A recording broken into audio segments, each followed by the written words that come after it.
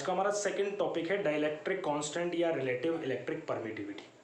देखिए, सबसे पहले तो हम फिजिक्स में जो भी टॉपिक स्टार्ट करते हैं तो हमें पता होना चाहिए कि हम उसको क्यों पढ़ रहे हैं। देखिए, एक तो टॉपिक जो अपने आप में है वो भी इंपॉर्टेंट है, इसकी डायमेंशन भी पूछी जाती है, इसकी डेफिनेशन भी आपसे पूछी जा सकती है। लेकिन इसका जो मेन यूज है फिजिक्स में वो ये है कि जो इलेक्ट्रोस्टैटिक फोर्स होता है वैक्यूम में दो चार्जेस के बीच में, वो हम कूलम्ब्स लॉ से कैलकुलेट कर सकते हैं। लेकिन अगर उन दोनों चार्जेज को अगर हम मीडियम में प्लेस कर दें तो उसको हम कूलम्ब्स लॉ से कैलकुलेट नहीं कर सकते। मैंने आपको एग्जांपल से ही बताया था।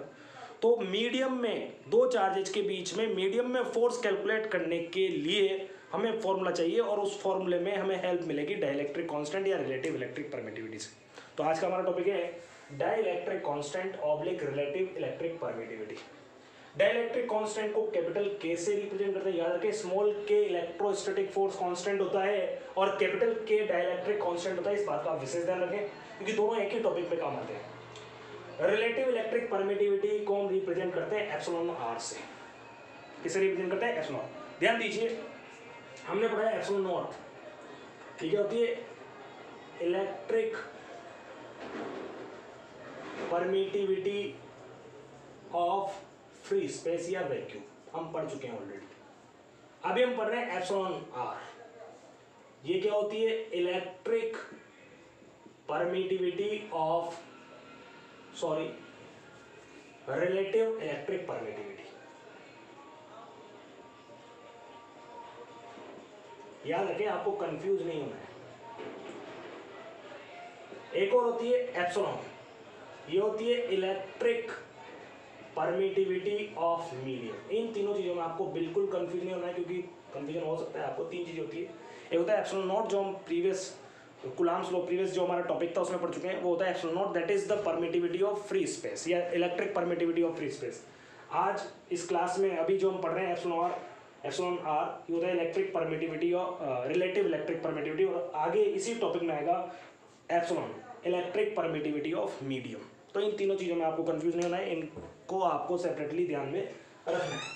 अब रिलेटिव इलेक्ट्रिक परमिटिविटी को डिफाइन करने से पहले, पढ़ने से पहले, हम यहां पर दो पॉइंट स्टेशनरी चार्ज ले रहे हैं, Q1 और Q2। दोनों को सेपरेट करें स्मॉल r डिस्टेंस पर, और दोनों को रखा हुआ है वैक्यूम में। 2 point stationary charge are separated at distance small r in vacuum। अगर इनको वैक्यूम में रखा जाता है तो इन दोनों के बीच में इलेक्ट्रोस्टैटिक फोर्स लगता है, और इलेक्ट्रोस्टैटिक फोर्स को हम कैलकुलेट कर सकते हैं। कैसे निकालेंगे? Now electrostatic force between two charges when they are placed at vacuum। कहां पर प्लेस किया गया है इनको? वैक्यूम में इनको प्लेस किया गया था। तो यहां पर वैक्यूम में प्लेस किया गया है, इसलिए इसको लिख देते हैं FV। फॉर्मूला क्या होता है? हमने पढ़ा है कूलम्ब्स लॉ में 1/4 K भी लिख सकते हैं, एप्सिलॉन नॉट भी लिख सकते हैं, Q1 Q2/r²। इसको इक्वेशन 1 मार्क कर देंगे। यहां पर जो एप्सिलॉन नॉट है वो क्या है? इलेक्ट्रिक परमिटिविटी ऑफ वैक्यूम या फ्री स्पेस, आप जानते हैं सब बच्चे। ओके, ये दोनों चार्जेस पहले हमने वैक्यूम में रखे, दोनों के बीच में r डिस्टेंस थी, और इन दोनों के बीच में फोर्स निकाल लिया कूलम्ब्स लॉ से, that is 1/4 pi epsilon not Q1 Q2/r²। यहाँ पे एप्सिलॉन नॉट क्या है? Electric permittivity of vacuum. इसको इक्वेशन 1 मार्क कर दें। Now these same two charges are placed in medium। कहां प्लेस कर दिया? मीडियम में। इन दोनों चार्जेस को मीडियम में प्लेस कर दिया, लाइक दैट Q1 Q2। दोनों के बीच में डिस्टेंस अभी भी r ही है, और इनको कहां प्लेस कर दिया? मीडियम में। तो इन दोनों के बीच में जो फोर्स लगेगा उसको मैंने मार्क कर दिया FM। और मीडियम में हमें फोर्स निकालना है तो उसका फॉर्मूला क्या होगा? 1/4 पाई एप्सिलॉन नॉट नहीं आएगा क्योंकि परमिटिविटी किसकी होती है? वैक्यूम की। यहाँ पर परमिटिविटी किसकी होगी? जिस मीडियम ने हमें रखा है, जिस मीडियम में हमने इन दोनों चार्जेस को रखा है उसकी परमिटिविटी यहाँ पर आई। पहले वैक्यूम में रखा था तो वैक्यूम की परमिटिविटी आई थी, अब मीडियम में रखा है तो किसकी परमिटिविटी आएगी? मीडियम की। Q1 Q2 upon R square, equation 2 mark कर देंगे, बहुत सिंपल सी बात है। यहाँ पर जो एप्सिलॉन है वो क्या है, इलेक्ट्रिक परमिटिविटी ऑफ मीडियम, बहुत सिंपल सी बात है, कुछ भी खास इसमें नहीं। तो बहुत आसानी से हम लोगों को समझ में आना चाहिए कि हमारे पास स्टार्टिंग में दो चार्जेस थे Q1 और Q2, दोनों को स्मॉल r डिस्टेंस पर हमने वैक्यूम में रखा था और उन दोनों के बीच में इलेक्ट्रोस्टैटिक फोर्स निकाल लिया, जिसे हमने FV से रिप्रेजेंट किया 1/4 Q1 Q2 upon R square, जहाँ पे epsilon electric permittivity of vacuum है। और फिर हमने FM निकाला, जो कि इन दोनों चार्जेस को एक मीडियम में रख के उन दोनों के बीच में फोर्स निकाला है, मीडियम में फोर्स निकाला, इसे FM नेम दे दिया, मीडियम में तो FM और वैक्यूम में तो FV, और इसको निकाले। यहाँ पर जो एप्सिलॉन है वो क्या है, इलेक्ट्रिक परमिटिविटी ऑफ मीडियम। इसको इक्वेशन 1 मार्क कर दिया, इसको इक्वेशन 2 मार्क कर दिया। अब हम क्या कर रहे हैं, इक्वेशन 1 में इक्वेशन 2 को डिवाइड कर रहे हैं, बहुत सिंपल है, समझना सब बच्चे। इक्वेशन 1 डिवाइडेड बाय 2 कर रहे हैं, तो इक्वेशन 1 डिवाइडेड बाय 2 करेंगे तो FV आएगा और नीचे क्या आएगा FM। फॉर्मूला क्या होगा, 1/4πε0 Q1 Q2 upon R square. Divide में क्या होगा, 1/4πε Q1 Q2 upon R square. आप देख पा रहे हैं डायरेक्ट कट रहा है, तो FV अपॉन FM जो आ रहा है वो क्या आएगा, ये ऊपर चला जाएगा एप्सिलॉन अपॉन एप्सिलॉन नॉट, और इसी को हम क्या बोलते हैं, डाई इलेक्ट्रिक कांस्टेंट और रिलेटिव इलेक्ट्रिक परमिटिविटी। बहुत सिंपल सी बात है। यहां पर ये जो FV अपॉन FM आया है, या जो एप्सिलॉन अपॉन एप्सिलॉन नॉट आया है, इसी को हम क्या बोलते हैं, डाई इलेक्ट्रिक कांस्टेंट K या relative electric permittivity epsilon R। बहुत सिंपल सी बात है। अब इसको समझते हैं।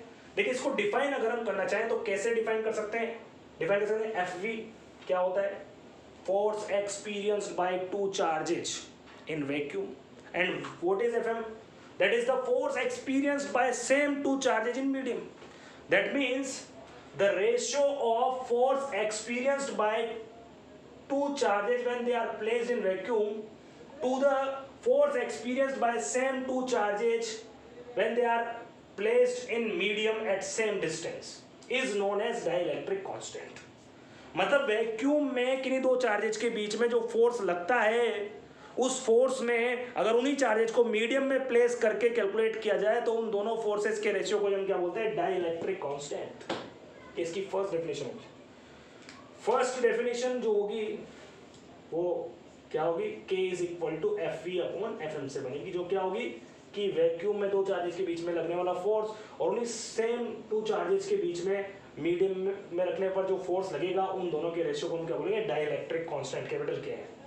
एक और डेफिनेशन कहां से बनेगी इसकी, epsilon naught is equal to epsilon upon epsilon naught. अब अगर हम ध्यान दें तो एप्सिलॉन क्या है, electric permittivity of free space या वैक्यूम, और epsilon is electric permittivity of medium, and what is epsilon naught, that is the permittivity of free space. That means the ratio of electric permittivity of medium to the electric permittivity of vacuum is known as relative electric permittivity. इस तरीके से इसकी दो definition आ जाती है, एक force की terms में, एक परमिटिविटी की टर्म्स में। फोर्स की टर्म में वैक्यूम में लगने वाले फोर्स और मीडियम में लगने वाले फोर्स के रेशियो को डाइलेक्ट्रिक कांस्टेंट बोलते हैं। परमिटिविटी की टर्म्स में मीडियम की परमिटिविटी और वैक्यूम की परमिटिविटी के रेशियो को हम क्या बोलते हैं, रिलेटिव इलेक्ट्रिक परमिटिविटी बोलते हैं।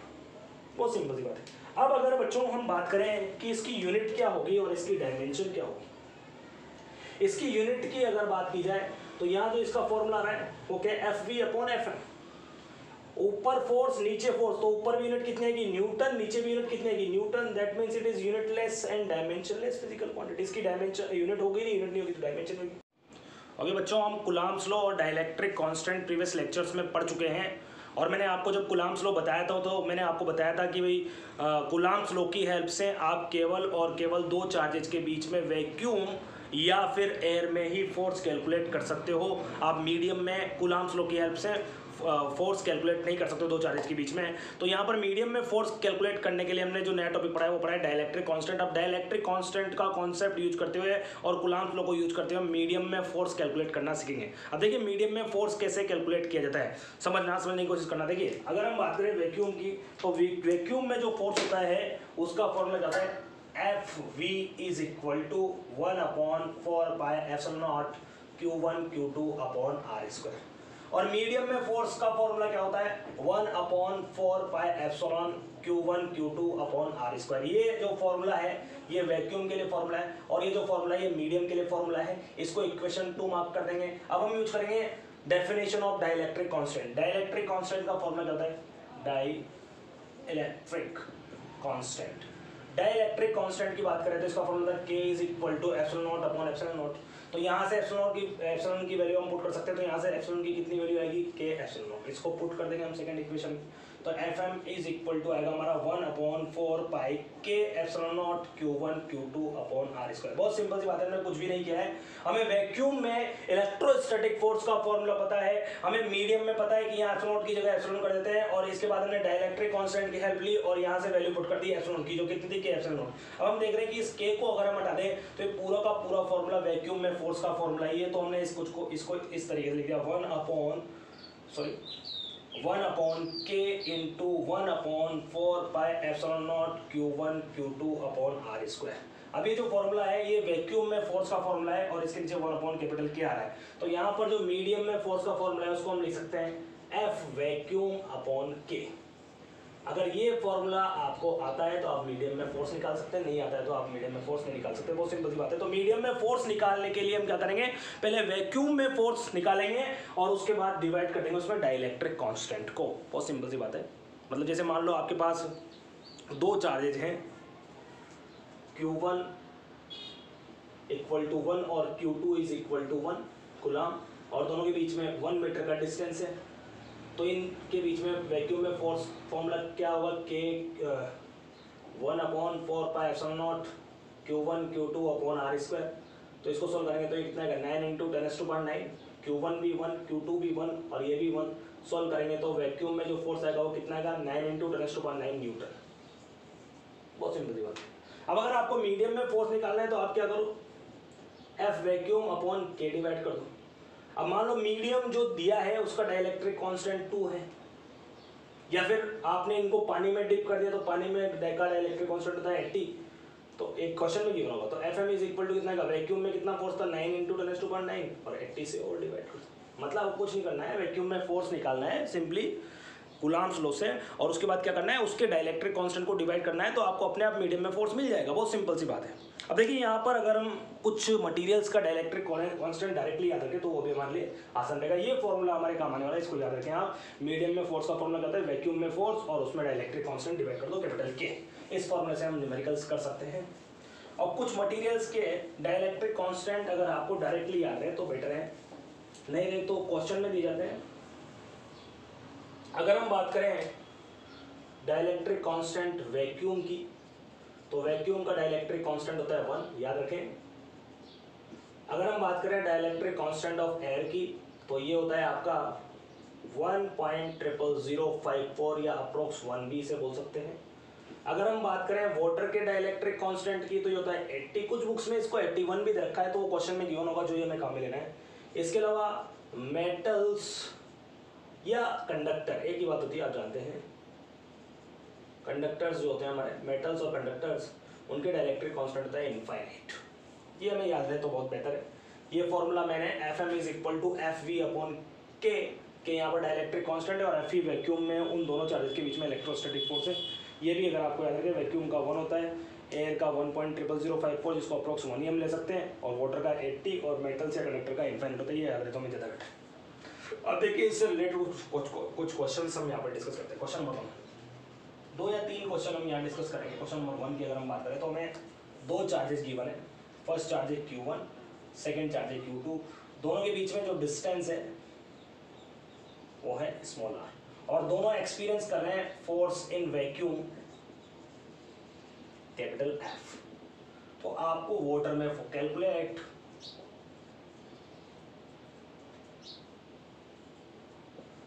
Force in water. देखो क्वेश्चन बहुत सिंपल है। क्वेश्चन में हमसे बोला गया है कि we have two charges Q1 and Q2, they are separated at distance small r। हमारे पास दो चार्ज है Q1 और Q2 और उन दोनों को वैक्यूम में स्मॉल r डिस्टेंस, भैया एयर में भी सेपरेट किया हो सकता है, उससे कोई फर्क नहीं पड़ेगा, तो r डिस्टेंस में सेपरेट किया हुआ है और उनके बीच में जो फोर्स लग रहा है वो है कैपिटल F। यानी कि इन दोनों के बीच में वैक्यूम में जो फोर्स लग रहा है वो कितना है, कैपिटल F। अब इन दोनों को पानी में डिप कर दिया जाता है, they are dipped in water, then the force changes, और वो कितने अमाउंट से चेंज होता है ये हमें बताना है, यानी कि मीडियम में फोर्स कैलकुलेट करना है। सॉल्यूशन की अगर हम बात करेंगे तो हम सबसे पहले फॉर्मूला लिखेंगे, we know that F medium is equal to F vacuum upon K। F medium कौन सा है, वाटर, वैक्यूम में फोर्स कितना लग रहा है F, डाइलेक्ट्रिक कांस्टेंट कितना होता है 80, दैट इज द आंसर। यानी कि पानी में जैसे उन दोनों चार्जेस को रखेंगे तो जो पुराना वाला फोर्स था वो 1/80 टाइम्स हो जाएगा, दैट इज आंसर। बहुत सिंपल सी बात है। सेम क्वेश्चन हमारा बन सकता है, अगर आप चाहें तो स्क्रीनशॉट ले सकते हैं।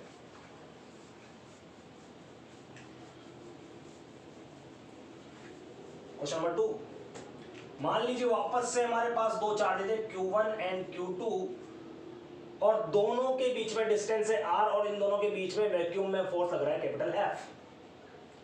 अब इन दोनों को डिप कर दिया गया है केरोसिन में। Now these two charges are dipped in kerosene और केरोसिन का जो डाइलेक्ट्रिक कांस्टेंट है वो है 2। अब जो नया फोर्स आपका आएगा केरोसिन में वो आपको निकाल के बताना है। बहुत सिंपल सा क्वेश्चन है।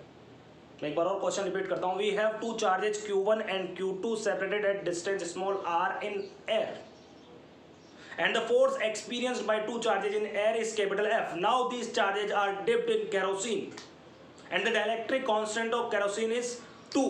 Calculate the new force या changed force। तो बहुत सिंपल सी बात है, वापस लिखेंगे, we know that F medium is equal to F vacuum upon K। Medium कौन सा है, केरोसिन, वैक्यूम में फोर्स कितना लग रहा है कैपिटल F, डाइलेक्ट्रिक कांस्टेंट कितना है 2, तो फोर्स कितना लगेगा F/2। बहुत सिंपल है भैया, फॉर्मूला बताना चाहिए F मीडियम अपॉन 2, सारे क्वेश्चन आएंगे। एक और क्वेश्चन मैं आपको बता देता हूँ, थोड़ा अच्छा है, आप चाहे तो स्क्रीनशॉट ले सकते हैं इसका। नेक्स्ट क्वेश्चन, 3 ही क्वेश्चन मैं बताऊंगा, इसके बाद हम नया टॉपिक स्टार्ट कर देंगे। क्वेश्चन नंबर 3, ये थोड़ा अच्छा क्वेश्चन है। वापस से हमारे पास दो चार्जेज है Q1 और Q2, दोनों के बीच में जो डिस्टेंस है वो है स्मॉल r और वैक्यूम में इनके बीच में फोर्स लग रहा है F। अब इन दोनों के बीच में ब्रास रोड रख दी जाती है,